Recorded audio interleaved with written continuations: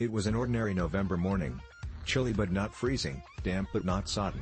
Norman was walking to the train station as usual, along the usual street, on his way to the usual job, one hand in the pocket of his usual gabardine, the other holding his usual bit of toast.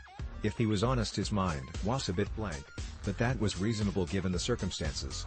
Unbeknownst to Norman, the rain last night had washed away a bit of the sand under the cobblestones at the bottom of the hill.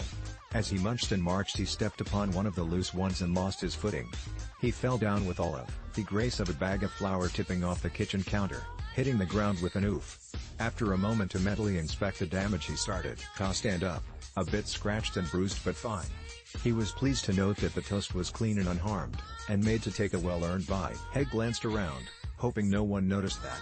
A deep memory of being laughed at after tripping over his shoelaces on the playground threatened to emerge. "Sir? Sir.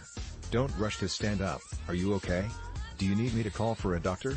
A beautiful young woman was suddenly crouched in front of him, her perfectly shadowed eyes looking worried and a bit sad.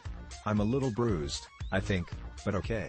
Norman glanced at his graying, unfashionable self, splayed out like a dead moth, and silently willed the ground to open and swallow him up. "I've always had a tricky ankle, since I hurt it as a teenager. It seeks revenge sometimes. Don't worry. I'm alright. Do you want me to help you up?" the lady asked, already bracing herself in her fashionable shoes. "Oh no, that's okay. I'll just get you muddy." Norman made an effort to stand up in a way that showed that he had a strong back and legs. He brushed his knees off and smiled. "Oof. Thank you for stopping. I appreciate it. Have a good morning." The woman smiled in a way that clearly said she was still worried about him, but he held himself straight and proud until he'd rounded the next corner. Only once he was sure the pretty girl was out of sight did he allow himself to hobble a bit. It would have been less embarrassing if she'd pointed and laughed. He muttered to himself, before putting in his headphones and zoning out.